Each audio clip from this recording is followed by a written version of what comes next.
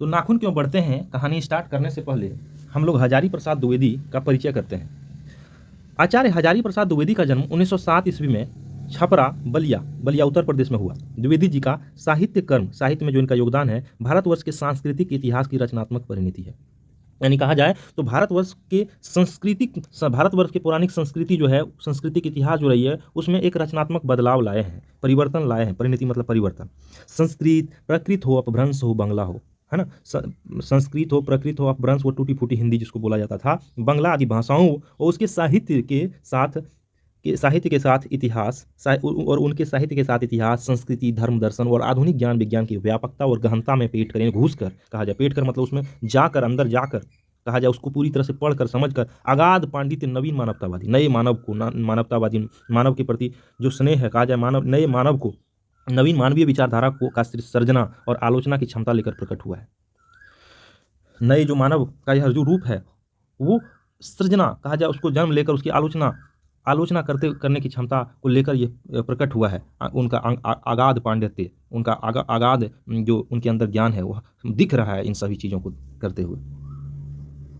वे ज्ञान बोध पांडित्य के सहृदयता में वह ज्ञान को बोध और पांडित्य की सहृदयता में ढालकर एक ऐसा संसार हमारे सामने उपस्थित करते हैं जो विचार में तेजस्विता, जिसका विचार बड़ा ही ग्रेट हो, कथन में लालित्य हो, जिसकी बोली में मानो मिठास हो, और बंद की शास्त्रीयता का संगम हो, इस प्रकार उसमें एक साथ कबीर भी दिखते हैं, तुलसी और रविंद्रनाथ का एकाकार हो उठते हैं। वो कबीर, तुलसीदास और रविंद्रनाथ का मानो मिश्रण है। वो तीनों का बड़ा ढंग से इस्तेमाल करते हैं, बड़ा ही ढंग से उन तीनों की बातों को अपने आप में शामिल किए हुए हैं, अपने पांडित्य में शामिल किए हुए हैं। उनकी सांस्कृतिक दृष्टि अपूर्व है। उनके अनुसार भारतीय सांस्कृतिक दृष्टि मतलब हमारी संस्कृति के प्रति उनका दृष्टि ऐसा है जैसा कभी नहीं था। बड़ा ही नए ढंग से अपनी संस्कृति के बारे में वो सोचते हैं। उनके अनुसार भारतीय संस्कृति किसी एक जाति की देन नहीं है, बल्कि समय समय पर उपस्थित अनेक जातियों का श्रेष्ठ साधनांशों, जो भी श्रेष्ठ साधन था उसके अंशों के लवन नीर का संयोग से, मतलब कहा जाए ये उस गंगा यमुना संस्कृति की बात कर रहे हैं जहाँ पे हर एक जातियाँ आपस में मिलजुल कर एक ऐसा संस्कृति को विकसित किया है भारतवर्ष। उस चीज़ को दिखाने का प्रयास कर रहे हैं। द्विवेदी जी की रचनाएं के बारे में आते हैं हम लोग। अशोक के फूल, कल्पलता, विचार और वितर्क, कुटज विचार प्रवाह, आलोक पर्व, प्राचीन भारत का कलात्मक विनोद, नवीन निबंध संग्रह, ये सब। अगला है बाण भट्ट की आत्मकथा, चारु चंद्रलेख, पुनर्वा, अनाम दास का पोथा, सूर साहित्य, कबीर, मध्यकालीन बोध का स्वरूप, नाथ संप्रदाय, कालिदास की लालित्य योजना, हिंदी का आदिकाल, हिंदी साहित्य की भूमिका, हिंदी साहित्य उद्भव और विकास, आलोचना, साहित्य इतिहास, ये सब आलोचना है। कहा जाए तो कौन कौन, तो सूर साहित्य, कबीर, अगला मध्यकालीन बोध का स्वरूप, नाथ संप्रदाय, कालिदास का लालित्य योजना, हिंदी साहित्य का आदिकाल, हिंदी साहित्य की भूमिका, हिंदी साहित्य उद्भव और विकास, ये आलोचना साहित्य इतिहास है, आलोचना साहित्य इतिहास है। कहा जाए साहित्य का आलोचना साहित्य इतिहास है, ऐसा साहित्यिक इतिहास है, ऐसा साहित्यिक इतिहास, इसमें आलोचनात्मक दृष्टि है। अगला संदेश रासक, पृथ्वीराज रासो, नाथ सिद्धों की बानियाँ, ये ग्रंथ संपादन है।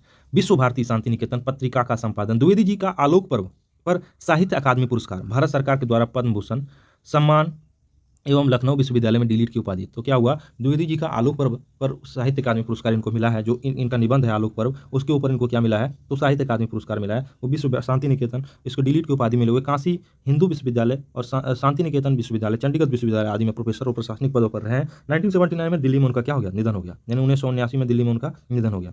हजारी प्रसाद द्विवेदी ग्रंथावली के लिए प्रस्तुत, हजारी प्रसाद द्विवेदी ग्रंथावली से लिए गए प्रस्तुत निबंध, या निबंध जो हजारी प्रसाद द्विवेदी ग्रंथावली से लिया गया, इसमें प्रस्तुत निबंध प्रख्यात लेखक और निबंधकार का मानववादी, मानव के प्रति जो दृष्टिकोण है, और इस लालित्य निबंध में लेखक बार बार इस लालित्य निबंध में ये जो निबंध है, इसमें लेखक बार बार काटे जाने के बाद बढ़ जाने वाले नाखून के बहाने अत्यंत सहज शैली में, कहा जाए एकदम सिंपल लैंग्वेज में, सिंपल कला में, एक तरह से शैली में, सिंपल तरीके, साधारण तरीके से सभ्यता संस्कृति की विकास की गाथा को उद्घाटित कर दिखाई है। कैसे हमारा सभ्यता बढ़ा है, संस्कृति बढ़ा है, ये सारी चीज़ को उद्घाटित, कैसे मनुष्यता से दूर गया है, कैसे मनुष्यता की ओर आ रहा है, ये सारी बातों पर खोल के रख दी हैं, कहा जाए पूरी तरह से उद्घाटित किया, दिखा दिए हैं।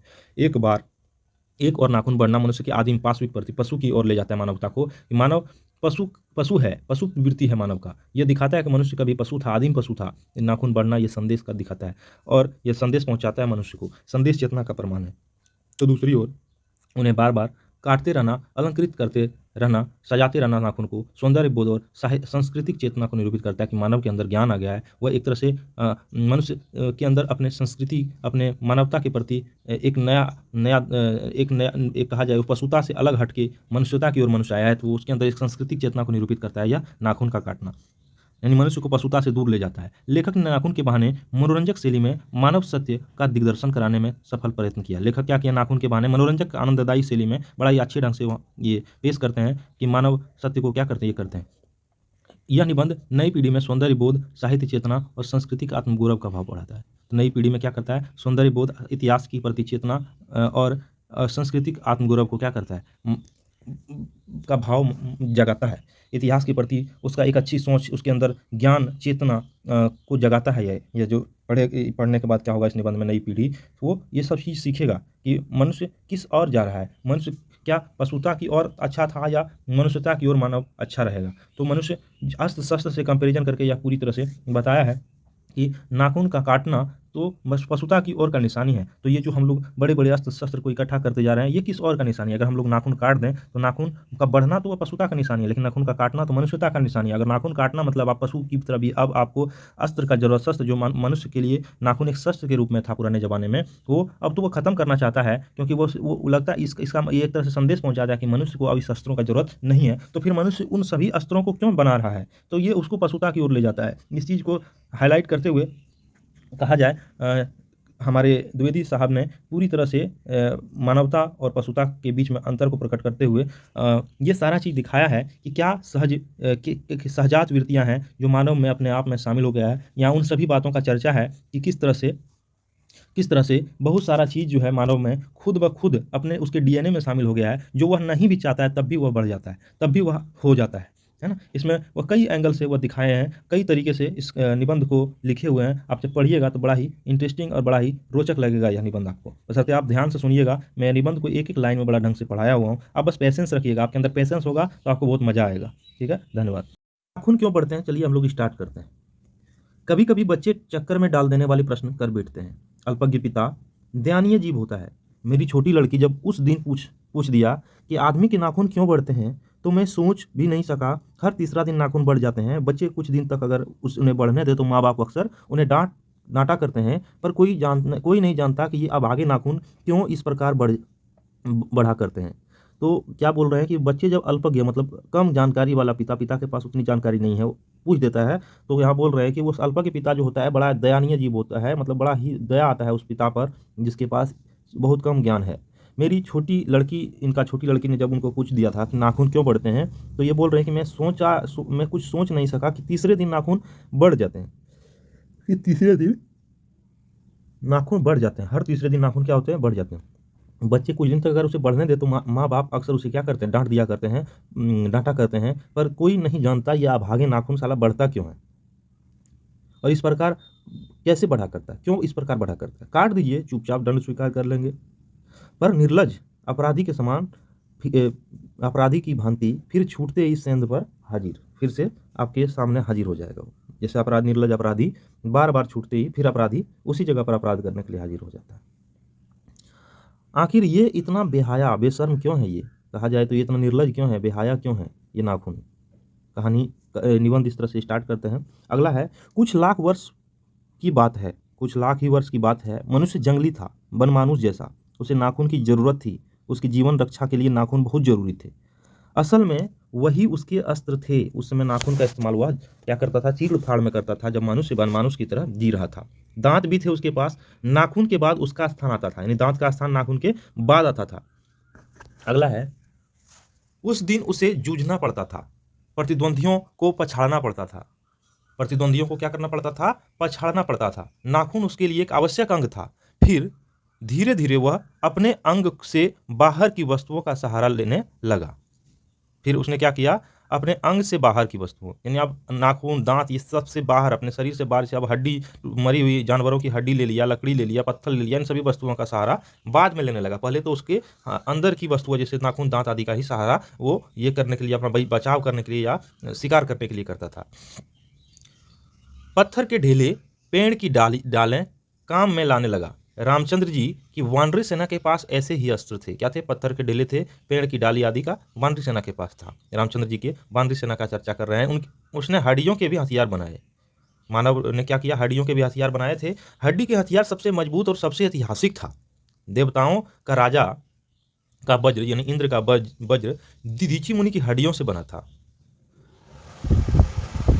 दधीचि मुनि के हड्डियों से क्या था? बना था।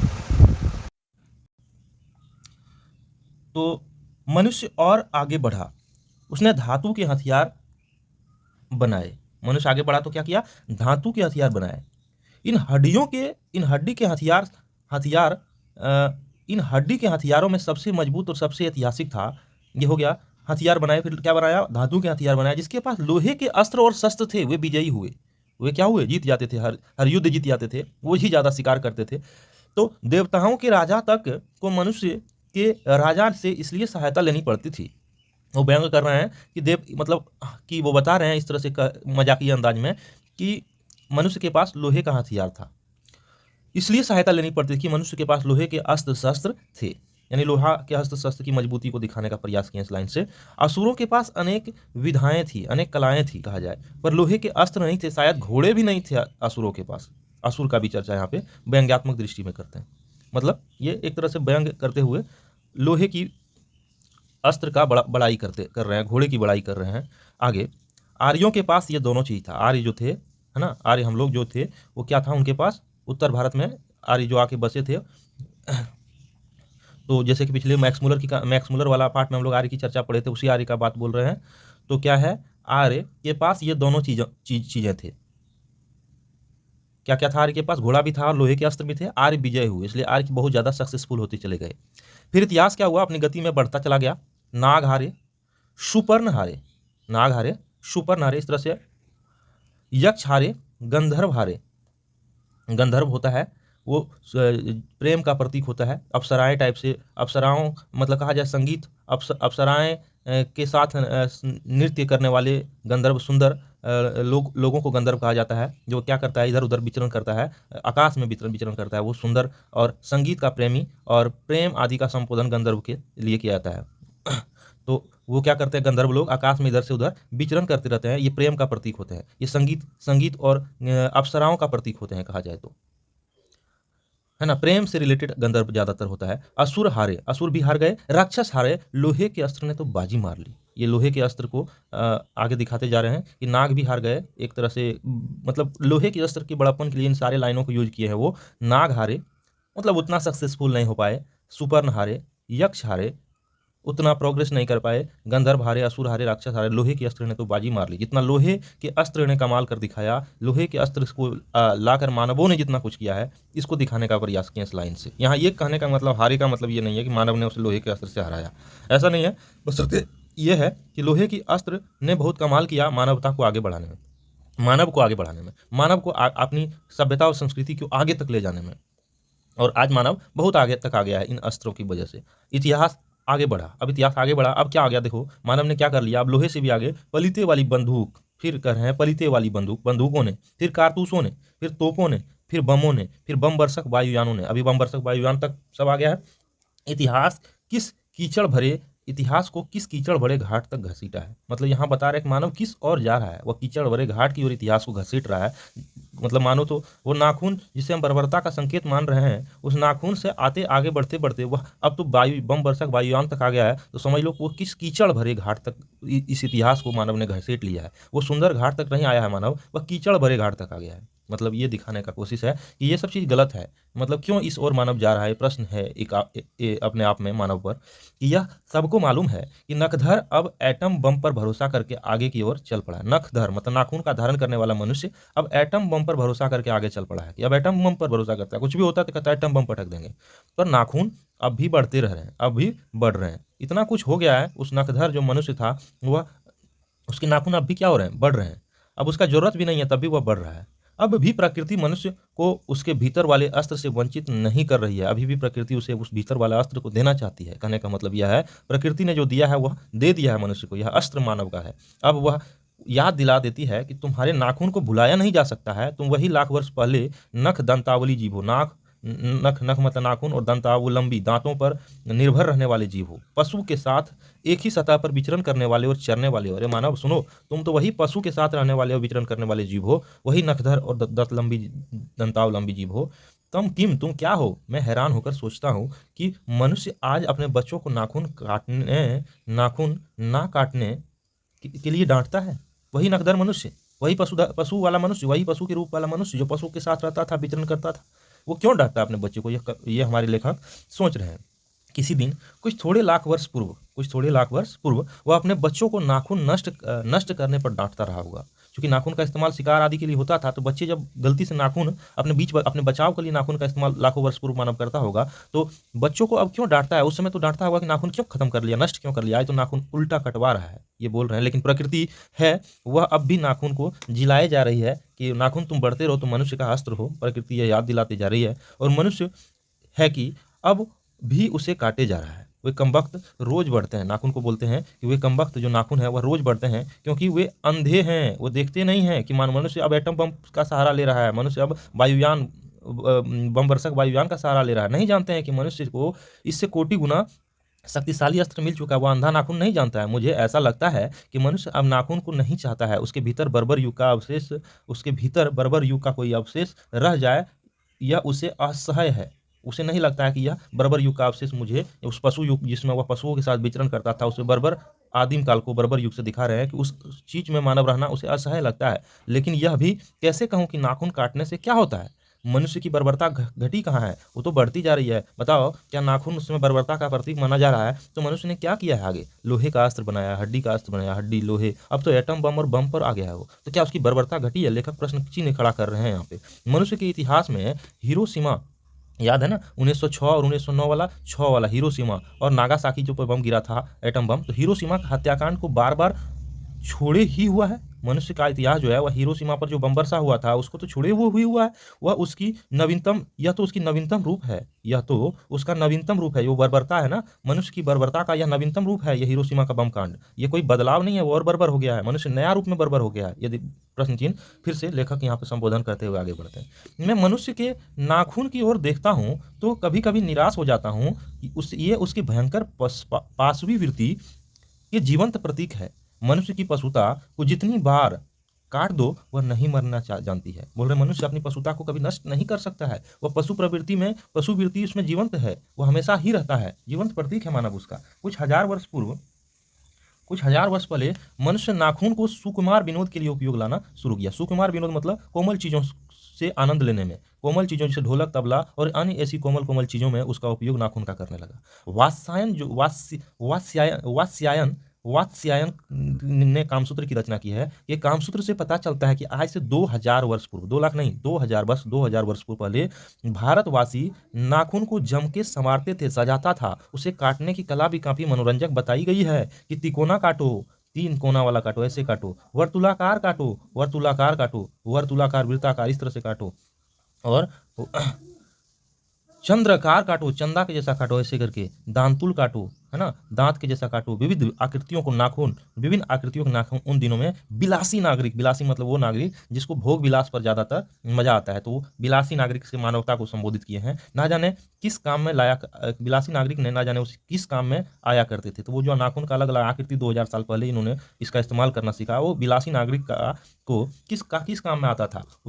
उसको सित्थक यानी मोम, अलकत्तक मतलब अलता जो रंगता है, ये यातना पूर्वक रगड़कर लाल और चिकना बनाया जाता था। उससे क्या किया था? तो यत्न पूर्वक बहुत मेहनत से रगड़ कर लाल और चिकना बनाया जाता था नाखून को, इन सभी चीज़ों का इस्तेमाल करके, मोम और अलता आदि से। अगला है, गोड़ देश के लोग उन दिन बड़े बड़े नखों को पसंद करते थे। गोड़ देश के लोग उन दिन बड़े बड़े नखों को पसंद करते थे, और दक्षिणतीय लोग छोटे छोटे नखों को। दक्षिण मतलब दक्षिण भारत के लोग क्या करते थे? क्या कहा जा रहा है कि लेकिन समस्त अधोगामी वृत्तियां, जो ये सभी नीचे ले जाने वाली वृत्तियां हैं, अधोगामी मतलब नीचे ले जाने वाली ये सब चाल चलन जो है, ये वृत्तियां हैं, ये प्रवृत्तियां जो है नीचे खींचने वाली वस्तुओं को भारतवर्ष ने मनुष्योचित बनाया है। यह बात कहूँ तो भूल नहीं सकता। मतलब भारतवर्ष ने उसे क्या किया, कुछ हद तक जो है ये नीचे खींचने वाली जितनी चालें हैं मनुष्य को और बर्बरता की ओर ले जाने वाला, उसको कहीं ना कहीं भारतवर्ष ने ही कुछ हद तक मनुष्योचित बनाया है, मनुष्य के लिए उचित बनाया है। यह बात कहूँ तो भूल नहीं सकता।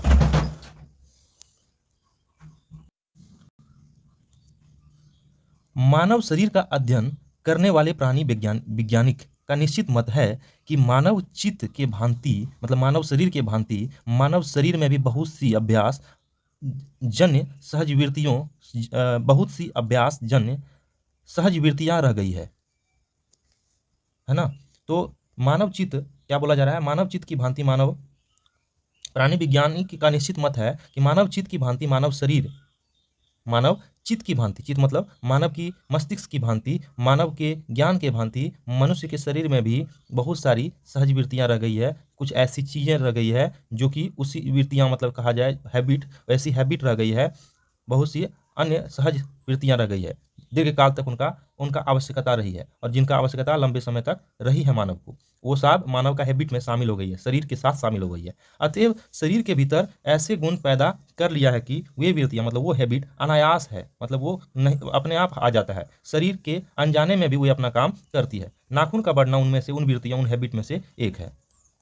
अगला है केस का बढ़ना, दूसरा है दांत का दोबारा उठना, और तीसरा है दांत खाने एक बार चबाने के बाद फिर अपने आप उठ जाता है, ये तीसरा है। पलकों का गिरना, कुछ भी पलक के सामने आ जाता है, चौथा। ये सब हैबिट है मानव के शरीर के साथ, ये सहज आ गया है। और असल में सहजात वृत्तियां, ऐसी जो हैबिट है जो अपने आप मानव में आ गई है, अनजान स्मृतियां को ही कहते हैं सहज वृत्तियां। ऐसे ही असल में सहज वृत्तियां, यही अनजान स्मृतियों को ही क्या बोलते हैं, सहजात वृत्तियां बोलते हैं। ऐसी वृत्तियां, ऐसी हैबिट जो अपने आप मानव में शामिल हो गई है। ठीक है। तो सहजात वृत्ति मतलब ऐसी हैबिट जो जन्म के साथ मनुष्य को मिल जाती है। बच्चा जब जन्म लेता है उसी समय से यह हैबिट उसके जीन में, कहा जाए उसके जीन में शामिल हो गया। ऐसी हैबिट हमारी भाषा में इसके उदाहरण मिलते हैं। अगर आदमी, हमारी भाषा में इसके उदाहरण मिलते हैं, अगर आदमी अपने शरीर की, मन की और वाक की अनायास, और शरीर की, मन की और वाक मतलब बोली की अनायास घटने वाली, जो वो नहीं भी चाहता है लेकिन वह घट जाती है, घटने वाली वृत्तियों के विषय में विचार करे, सोचे, तो अपनी वास्तविक प्रवृत्ति पहचानने में उसे बहुत सहायता मिले। पर कौन कहता है मानव को अपनी इस चीज़ के बारे में सोचे? सोचना तो क्या, उसे इतना भी पता नहीं कि उसके भीतर नख बढ़ा लेने की सहजात वृत्ति है। उसे इतना भी नहीं पता कि वो जन्म से ही मिला है, नाखून बढ़ना उसका जन्मजात हैबिट है, वो उसके जीन में शामिल हो गया है। कहा जाए तो वह उसके पशुत्व का प्रमाण है मानव का, यह भी उसे नहीं पता है। उन्हें काटने की जो प्रवृत्ति है, कहा जाए उन्हें काटने की जो प्रवृत्ति है नाखून को, वह उसकी मनुष्यता की निशानी है। यानी जो नाखून को काटने की प्रवृत्ति है, वह यह दिखाता है कि मनुष्य की मनुष्यता का प्रमाण, मतलब मनुष्य अगर नाखून काट रहा है, इसका मतलब यह है वह बर्बरता को छोड़ना चाहता है। तो बर्बरता जब मनुष्य छोड़ेगा तो वो निश्चित ही मनुष्यता की ओर आएगा, तो यह उसका निशानी है। यद्यपि पशुत्व के चिन्ह उसके भीतर रह गए हैं, वो जो पशु के रूप में मानव था, कहा जाए तो उसका अभी भी पद चिन्ह या चिन्ह रह गया है। वह पशुत्व को छोड़ चुका है, पशु बनकर वह आगे नहीं बढ़ सकता, उसे कोई और रास्ता खोजना चाहिए। अस्त्र बढ़ाने की प्रवृत्ति मनुष्यता का विरोधिनी है। पशु बनकर वह अपना रास्ता आगे नहीं बढ़ सकता, उसे कोई और रास्ता खोजना चाहिए, ऐसा आगे बोलते हैं निबंधकार। तो ये बोलते हैं कि उसे कोई और रास्ता खोजना चाहिए, उसे कोई और रास्ता क्या करना चाहिए, खोजना चाहिए। अस्त्र बढ़ाने की प्रवृत्ति मनुष्यता की विरोधनी है। यानी अस्त्र शस्त्र जो मानव बढ़ा रहा है, जो उसकी विरोधनी, उसका क्या है, मनुष्यता का विरोध है, वह मनुष्यता का विरोध है वह चीज़। मेरा मन पूछता है कि मनुष्य किस ओर बढ़ता रहा है, पशुता की ओर या मनुष्यता की ओर, अस्त्र बढ़ाने की ओर या काटने की ओर? मेरा निर्बाध बालिका ने मानो मनुष्य जाति पर ही प्रश्न किया है। जानते हो नाखून क्यों बढ़ते हैं? जो वो पूछ रहे हैं कि जो मेरी छोटी बच्ची जो है, वह मानो मनुष्यता पर यह प्रश्न खड़ा कर दिया है कि मनुष्य किस ओर जा रहा है, मनुष्य किस ओर बढ़ रहा है, पशु बनने की ओर या मनुष्य बनने की ओर? क्योंकि वह तो अस्त्र शस्त्र अगर नाखून काट रहा है तो ये दिखा रहा है कि वह जाना चाहता है मनुष्यता की ओर, बर्बरता को छोड़ना चाहता है। लेकिन फिर अस्त्र जो बढ़ा रहा है वह क्या दिखा रहा है? वो तो दिखा रहा है कि मनुष्य बर्बरता की ओर जाना चाह रहा है। तो ये क्या दिखाता है कि मनुष्य किस ओर जा रहा है? ये बच्ची तो मानो हमारा मनुष्यता पर ही क्या कर दिया है, प्रश्न पूछ दिया है। जानते हो ये अस्त्र क्यों बढ़ रहे हैं? फिर बोलता है, जानते हो ये अस्त्र क्यों बढ़ रहे हैं? ये हमारी पशुता का निशानी है। भारतीय भाषाओं में प्रायः ही अंग्रेजी इंडिपेंडेंस शब्द के समानार्थक शब्द नहीं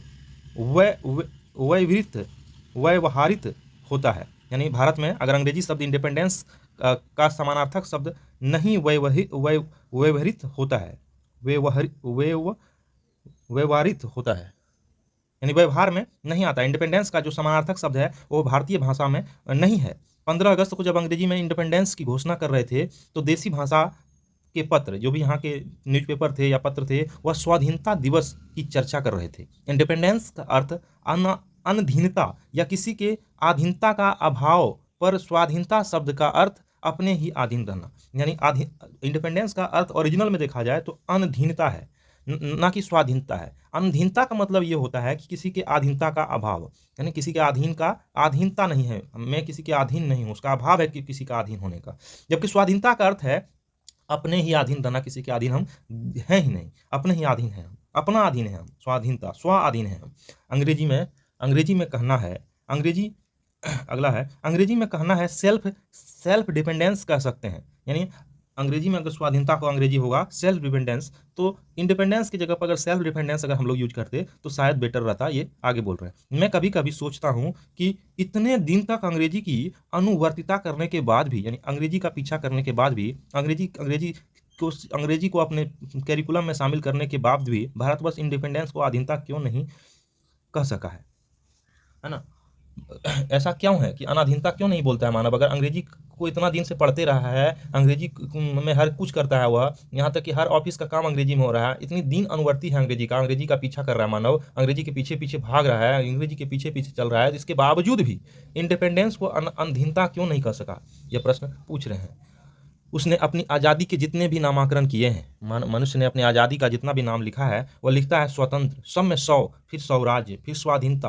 उन सब में 100 का बंधन अवश्य है। यह संयोग की बात है या हमारी समूची परंपरा ही अनजाने में हमारी भाषा के द्वारा प्रकट होती है? ये बोल रहे हैं जिस तरह से नाखून सहजात है, उस तरह क्या हमारा भाषा भी सहजात है? क्या भाषा भी हमारी जो ये परंपरा है उसी का संयोग है? क्या यह संयोग की बात है कि हमारी समूची परंपरा ही अनजाने में हमारी भाषा से प्रकट होती रही? ये पूछ रहे हैं लेखक। मुझे प्राणी विज्ञानी की बात फिर से याद आती है। तो बोलते हैं मुझे प्राणी विज्ञानी का बात फिर से, जो प्राणी विज्ञानी जानवर या जीवों का अध्ययन करने वाले वैज्ञानिक की बात क्या है? सहजात वृत्ति, जन्मजात वृत्ति, अनजान स्मृति में का ही है नाम है। सहजात वृत्ति जो है, सहजात वृत्ति वैसा वृत्ति जो जीन में शामिल हो गया, वो सारा चीज जो है अनजान स्मृति है। वो हम लोग चाहते नहीं है लेकिन वो हो जाता है। स्वराज्य होने के बाद स्वभावतः ही हमारे नेता और विचारशील नागरिक सोचने लगे होंगे, जब भारत आज़ाद हुआ उसके बाद सोचने लगे होंगे कि इस देश को सच्चे अर्थ में कैसे सुखी बनाया जाए। हमारे देश के लोग ने पहली बार यह सब सोचने लगे हों कि ऐसी बात नहीं है। हमारे देश के लोग पहली बार यह सब सोचने लगा कि देश को सुखी कैसे बनाया जाए। ऐसा पहली बार ये बात नहीं है, पहली बार कि ऐसा उसी आज़ादी होने के बाद ही सोच रहे हैं कि देश को कैसे सुखी बनाया जाए। हमारा इतिहास बहुत पुराना है। हमारे शास्त्रों में इस समस्या का नाना भाव और नाना पहलुओं से विचार किया गया कि हमारे देश को कैसे सुखी बनाया जाए। इसकी विचार शास्त्रों में भी है। तो क्या ये हमारे यहाँ आगे फिर बोलते हैं, हम कोई नौसिखिया नहीं है जो रातों रात अनजान जंगल में पहुंचकर अरक्षित छोड़ दिए गए हों। मतलब हम ऐसे नहीं हैं कि नौसिखिया नहीं है कि अनजान जंगल में पहुंचाकर हमें कोई अरक्षित बिना रक्षा का छोड़ दिया गया, ऐसे जंगल में छोड़ दिया, ऐसा नहीं है। हमारा शास्त्र, हमारा पुराना इतिहास हमें मानो तो वो हमारे सहजात वृत्ति में है कि हम इस तरह से सोचें। वो हमारे सोच में शामिल हो गया है, वो हमारे अनायास वृत्ति में शामिल हो गया है। वो हम ना चाहते हुए भी हमारा मन यही कहता कि देश को कैसे सुखी बनाए। हमारी परंपरा महिमामयी, उत्तराधिकार विपुल और संस्कार उज्जवल है। फिर बोल रहे हैं हमारी भारत की जो परंपरा है वह महिमामयी है, उत्तराधिकार विपुल और संस्कारों से उज्जवल। तो नाखून के बहाने देख रहे हो किस ओर जा रहे हैं, अपने देश की चर्चा कर रहे हैं। हमारे देश में अनजाने में भी ये बातें एक खास दिशा में सोचने की प्रेरणा देती है। अगर हम ना भी सोचें तो अनजान में भी एक खास दिशा में हमारा देश क्या करता है, एक खास दिशा में सोचने का प्रेरणा देता है। हमारे अनजाने में भी ये बातें जो है एक खास दिशा में सोचने की प्रेरणा देती है।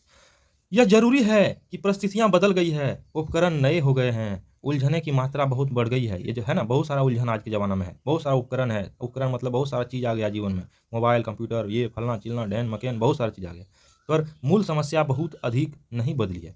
भारतीय चित्त जो आज अनधीनता के रूप में ना सोचकर स्वाधीनता के रूप में सोचता है, यह हमारे दीर्घकालीन संस्कारों का फल है। हम लोग अनधीनता शब्द नहीं सोचे बल्कि स्वाधीनता सोचे भारत के लिए, इंडिपेंडेंस का अर्थ। तो ये हमारे दीर्घकाल से जो संस्कार हमारे अंदर था ना अपने पूर्वजों से, उसी का फल है। ये हम लोग वही बात सोचे जो हमारे जीन में था। आगे वह स्वभाव के बंधन को आसानी से नहीं छोड़ सकता है। अपने आप में अपने आप पर अपने आप के द्वारा लगाए हुए बंधन हमारी संस्कृति की बड़ी भारी विशेषता है। हमारी संस्कृति हमें अपना बंधन अपने आप पर लगाने सिखाता है। अपनी बंदिश अपने आप पर लगाओ, दूसरे के ऊपर ना लगाओ, ये हमारी संस्कृति सिखाता है कि अपने आप को समझो। उसी तरह से मैं ऐसा ऐसा तो नहीं मानता कि जो हमारा पुराना है, जो कुछ हमारा विशेष है, उससे हम चिपटे ही रहें। पुराने की मोह समय सब समय वांछनीय नहीं होता है। सब समय पुराने समय का मोह जो है, पुराना में ही चिपके रहो, ये लेखक नहीं बोलते हैं, बल्कि आगे भी पढ़ो। मरे बच्चे को गोद में दबाए रखने वाली बंदरिया मनुष्य का आदर्श नहीं बन सकती। मरे हुए बच्चे को अगर कोई बंदरिया अपने गोद में दबाई हुई है तो मनुष्य का आदर्श वह नहीं बन सकती है। परंतु मैं ऐसा भी नहीं सोच सकता कि हम नई अनुसंधित्य के नशे में चूर होकर अपने सर्वस्व खो दें, है ना।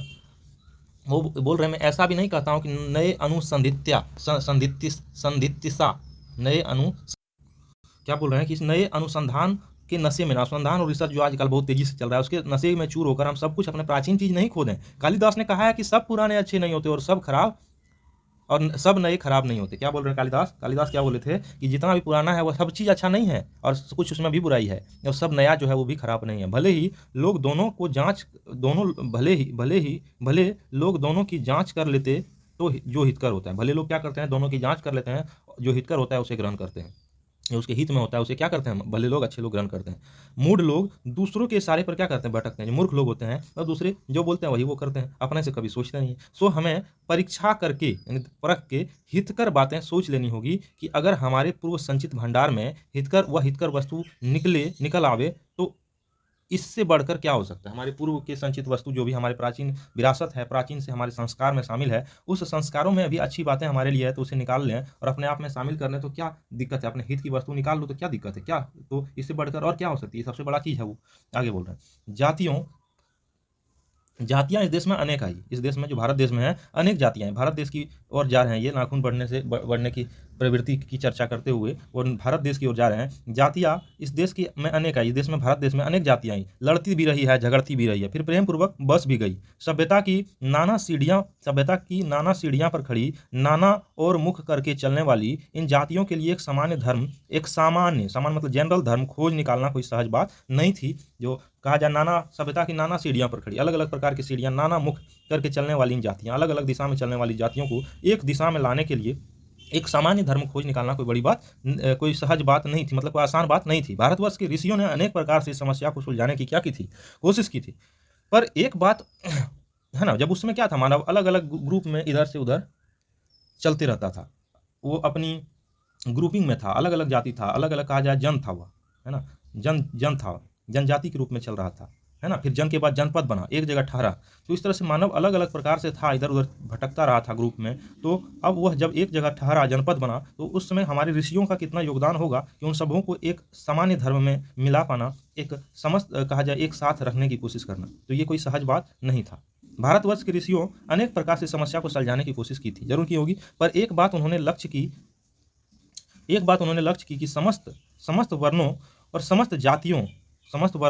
समस्त जातियों का एक सामान्य आदर्श भी है। एक सामान्य आदर्श उन्होंने क्या पता किया, जितनी भी जातियां हैं, जितनी भी ये सब वर्ण है, उसका एक सामान्य आदर्श है, कुछ ना कुछ ऐसा है उन लोगों ने खोजा, उन हमारे ऋषियों ने। वह भी अपने ही बंधन में अपने आप को क्या करता है, अपने को बांधता है। वह भी अपने ही बंधन में अपने को बांधना है। सबका एक ही आदर्श है कि वह अपने बंधन में ही अपने आप को क्या करे, बांधे। मनुष्य पशु से किस बात से भिन्न है, आहार, निद्रा आदि पशु सुलभ स्वभाव उसके ठीक वैसे ही हैं जैसे प्राणियों के हैं। तो मनुष्य किस बात से अलग है, आहार तो उसी प्रकार करता है, नींद भी उसी प्रकार लेता है, तो फिर क्या अंतर है, जैसे अन्य प्राणियों में है, लेकिन क्या अंतर है मनुष्य में, लेकिन फिर भी पशु से भिन्न है। वह पशु से कैसे भिन्न है, उसमें संयम है। तो उसका जवाब है, उसमें संयम है, दूसरों के सुख दुख के प्रति संवेदना है, श्रद्धा है, तप है, त्याग है। वह मनुष्य के स्वयं के उद्भावित बंधन है ना। मनुष्य के स्वयं से उद्भव किया हुआ, उपजाया हुआ वह बंधन है। मनुष्य के पास किसी दूसरे लोग के लिए सुख दुख में संवेदना है, सिंपैथी दूसरों के लिए है। मनुष्य में श्रद्धा है किसी चीज के प्रति, तप है, वह तप करता है, वह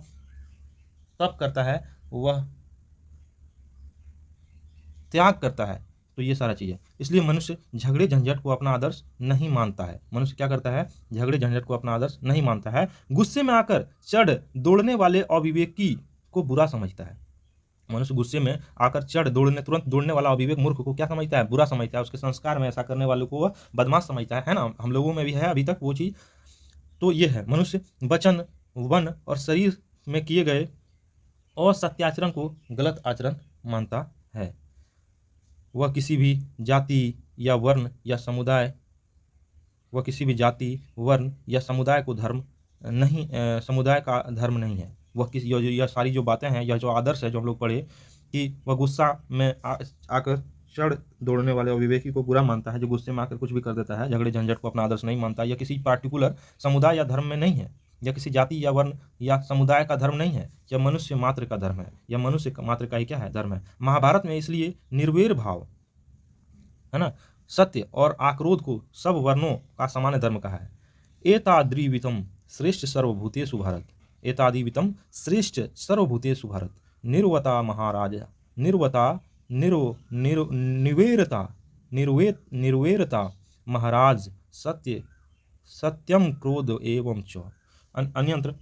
इसमें निरंतर दानशीलता भी गिनाया गया है। गौतम ने ठीक ही कहा था कि मनुष्य की मनुष्यता यही है कि वह सबके दुख सुख को सहानुभूति के साथ देखता है ना। यह आत्मनिर्मित बंधन, गौतम बुद्ध ने कहा है कि मनुष्य में ये मनुष्यता यही है कि सबके दुख सुख को क्या करता है? सहानुभूति के साथ देखता है। आत्मनिर्मित बंधन में मनुष्य को बांधता है।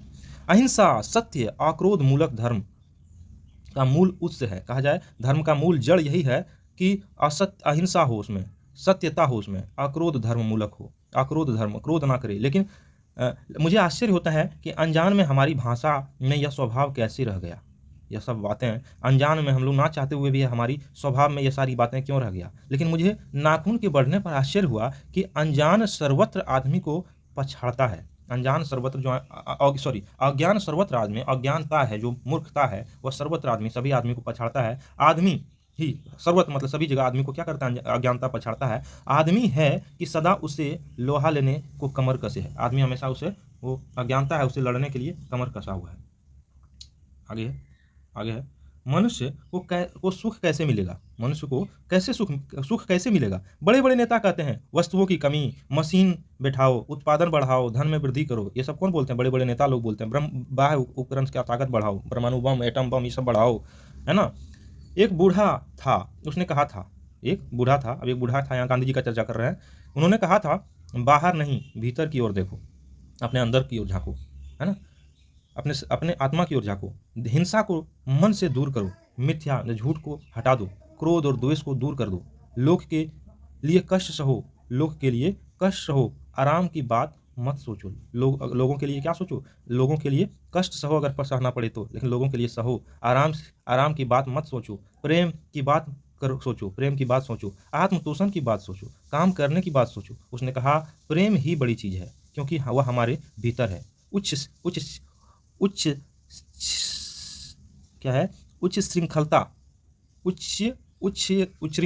श्रृंखलता पशु की प्रवृत्ति है। उच्च श्रृंखलता पशु की प्रवृत्ति है। 100 का बंधन मनुष्य का स्वभाव है। यानी वो सब जो हम लोग उछट के कुछ भी काम कर देते हैं, कहा जाए कुछ ऐसे सन की मूड में आके कुछ ऐसा कर देते हैं, वो पशु की प्रवृत्ति है।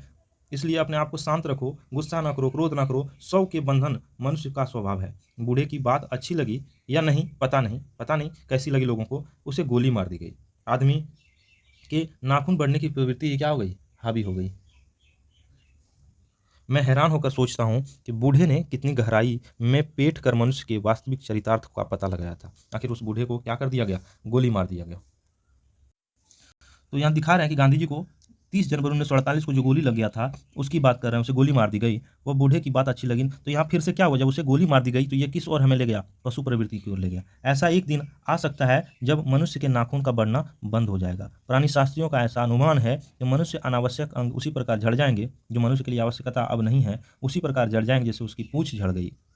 उस दिन मनुष्य की पशुता लुप्त हो जाएगी। क्या हो जाएगी? लुप्त हो जाएगी। शायद उस दिन वह मरणास्त्रों का प्रयोग भी क्या कर देगा, बंद कर देगा। ऐसा है कि मनुष्य की पशुता धीरे धीरे लुप्त हो जाएगी और शायद वह एक दिन आएगा जो ये मारण अस्त्र है वो भी, उसका प्रयोग भी वह बंद कर देगा और वह पूरी तरह से मनुष्यता में तब्दील हो जाएगा। तब तक इस बात से छोटे बच्चे को परिचित करा देना वांछनीय, मतलब वांछनीय ज्ञान पड़ता है, आवश्यक ज्ञान पड़ता है कि बच्चे को ये बता दें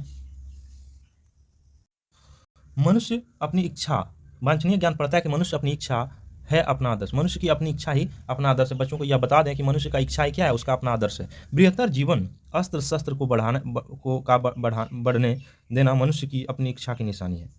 वह उसकी बाढ़ को रोकना मनुष्यता का क्या है, तकाजा है। बच्चों को यह बता दिया जाए कि मनुष्य की इच्छा है उसका आदर्श है और अस्त्र शस्त्र जो इतना तेजी से बढ़ रहा है यह मनुष्य की इच्छा का ही निशानी है। उसका बाढ़ को रोकना जो इतना तेजी से यह जो अस्त्र शस्त्र मानव पैदा कर रहा है, उत्पादन कर रहा है, वह अगर रोक दे तो यह मनुष्यता का क्या है, तगाजा है। मनुष्य में जो घृणा है, जो अनायास बिना सिखाए आ जाती है, मनुष्य में जो भी घृणा है, जो अनायास उसे बिना सिखाए वो चीज़ उसके जीन में शामिल है, वो अपने आप आ जाती है, उसकी जन्म से आ जाती है। वह पशुत्व का घोतक है, वह पशुत्व का घोतक है। वह उसके पशुतम व्यवहार जो था, पशु के रूप में वह था, उसको दबाता है, वह उसकी पशुता को खत्म करता है, घोतक है। और अपने को संयंत्र रखना, दूसरे के मनोभाव का आदर करना मनुष्य का स्वधर्म है। अपने आप को संयत रखना, दूसरे के मनोभाव का आदर करना मनुष्य का स्वधर्म है। बच्चे यह जाने तो अच्छा हो, अभ्यास और तप से वस्तुएं मनुष्य की महिमा को सूचित करती है। अभ्यास और तप से प्राप्त वस्तुएं मनुष्य की महिमा को क्या करती है, सूचित करती है। सफलता और चरितार्थ में अंतर है। सफलता और चरितार्थ में क्या है, अंतर है। मनुष्य मरणास्त्रों के संचयन से, बाह्य उपकरणों के बाहुल्य से उस वस्तु को पा सकता है। सफलता और चरितार्थ में अंतर है। चरितार्थ में अंतर है, मनुष्य मरणास्त्रों के संचयन से, बाह्य उपकरणों के बाहुल्य से उस वस्तु को क्या कर सकता है, पा सकता है, जिसे उसने बड़े आडंबर के साथ सफलता नाम दे रखा है। क्या यहाँ बोल रहे हैं कि मनुष्य मरणास्त्रों के संचयन, मरणास्त्र मतलब ये सारे जो अस्त्र जो वह जमा कर रहा है उसके, और बाहरी उपकरण के बाहुल्य उस वस्तु से, उस वस्तु को, और बाहरी जो ये गैजेट है, उपकरण है, उसकी बहुल्यता वो इतना तेजी से जो बढ़ रहा है, उससे क्या वो उस वस्तु को पा सकता है जिसे उसने बड़े आडंबर के साथ सफलता नाम दे रखा है। क्या बोल रहा है, मनुष्य मरणास्त्रों के इकट्ठा करने से, बाह्य उपकरण, बाहरी गैजेट से उस वस्तु को पा सकता है जिसे उसने बड़े आडंबर के साथ सफलता नाम दे रखा है। और सफलता पा सकता है मानव ये सारी चीज़ों से। क्या मानव सफल हो सकता है? संचयन से, उपकरणों से, तेजी से जो उपकरण बढ़ा रहा है उससे क्या मानव ये सारा चीज़ पा सकता है क्या? ये फिर से, परंतु मनुष्य की चरितार्थ प्रेम में ही है, मैत्री में ही है, त्याग में ही है। मनुष्य का देखा जाए चरितार्थ, उसका चरित्र जो है, चरित्र मानव का इसी में दिखता है कि उसमें प्रेम हो, उसमें मिलन हो, त्याग हो, अपने को सबके मंगल के लिए निशेष भाव से दे देने में है। अपने को सबके मंगल, सभी की भलाई के लिए निशेष, बिना किसी विशेष विचार का कहा जाए, निस्वार्थ भाव से अपने आप को समर्पित कर देना दूसरे की मंगल के लिए। नाखून का बढ़ना मनुष्य की अंध सहजवृत्ति का परिणाम है, जो उसके जीवन में सफलता से आनी चाहती है। जो उसके नाखून का बढ़ना मनुष्य की अंध सहजवृत्ति है। वह मानो तो नाखून अपने आप बढ़ रहा है, उसकी सहजवृत्ति है, उसका जन्मजात गुण है, वो बढ़ेगा ही। उसके जीन में शामिल है यह चीज़, जो उसके जीवन को सफल, उसके डीएनए में शामिल है यह चीज़, जो उसके जीवन को सफलता, जो उसके जीवन में सफलता ले आना चाहती है, उसको काट देना उसे स्वनिर्धारित आत्मबंधन का फल है। ये जो मनुष्य है के अंदर जो नाखून बढ़ रहा है, वो उसकी सफलता यहाँ व्यंग कर रहे हैं कि वो जो अपने आप को अस्त्रों और बहुमूल्य वस्तुओं को पाकर इकट्ठा करके वो सफलता को जिसका नाम देता है, वह या नाखून भी तो उसी ओर है। नाखून बढ़ता है तो उसे सफलता की ओर लाना चाहता है, जो उसे काट देता है, जो उसे यह जो काट देना वह स्वनिर्धारित आत्मबंधन का फल है। यह जो स्वनिर्धारित आत्मबंधन जो उसका है वह उसी का फल है कि उसे वह काट देता है, जो उसे चरितार्थ की ओर ले जाती है ना। तो सफलता यह है कि वह जो मनुष्य जिसे अपना नाम दिया कि यह सफलता है कि हम इतना एटम बम जमा कर लिए, इतना ये है हमारे पास, इतना ब्रह्मोस है, इतना ये है, इतना मिसाइल है, ये उसकी सफलता का परिचायक है। वह दिखाता है कि हम सफल हैं। लेकिन चरितार्थ वही है जो नाखून को काट देने से ये मनुष्य को दिखाता है। यानी ये नाखून को काट देना मतलब वस्त्रों को नष्ट कर देना, वो सारे चीज़ों को नष्ट कर देना जो मनुष्य को बर्बरता की ओर ले जाता है। यहाँ यही कहा जा रहा है, उसको काट देना स्वनिर्धारित, अपने आप से निर्धारित आत्मबंधन का ही फल है कि नाखून क्या है, अब मुझे जरूरत नहीं है और इसे काट देना ही अच्छा है। तो ये स्वनिर्धारित आत्मबंधन का फल है, उसे चरितार्थ की ओर ले जाती। कमबख्त नाखून बढ़ते हैं तो बढ़े, मनुष्य उसे बढ़ने नहीं देगा। कमबख्त नाखून बढ़े तो बढ़ना है तो बढ़े, अंत में ये लाइन लिखते हैं कि बर्बरता बढ़े तो बढ़े, लेकिन मनुष्य उसे बढ़ने नहीं देगा। यही है मनुष्यता। रियल में यहाँ मनुष्य मतलब मनुष्यता का कल्पना किया है, उस मनुष्य, आदर्श मनुष्य से कल्पना किया है जो ना बम बारूद और अस्त्र शस्त्र से दूर हो, अपने आप को दूसरे की भलाई, अपने आप को दूसरे की सिंपैथी, दूसरे के लिए अपने दिल में सिंपैथी, अपने आप को एक संयमित रखे, अपने अक्रोध ना करे, विचार विमर्श करे, अपने ज्ञान का सही इस्तेमाल करे, उस मानव की कल्पना है। तो ये नाखून बढ़ने के बहाने हमारे लेखक ने इस प्रकार से पूरी मानवता पर ही प्रश्न खड़ा कर दिया है। तो ये प्रश्न बच्चा का था जो लेखक को पूछती है उसकी बेटी। तो इस प्रकार से लेखक इसको आगे ले जाते बहुत आगे ले जाकर पूरी मानव तो पूरी पूरी इतिहास खोल के रख दिया है मानवता का। तो ये है हमारा नाखून क्यों बढ़ते हैं। तो धन्यवाद बच्चों, आपको ये कहानी कैसी लगी कमेंट में जरूर बताइएगा। धन्यवाद।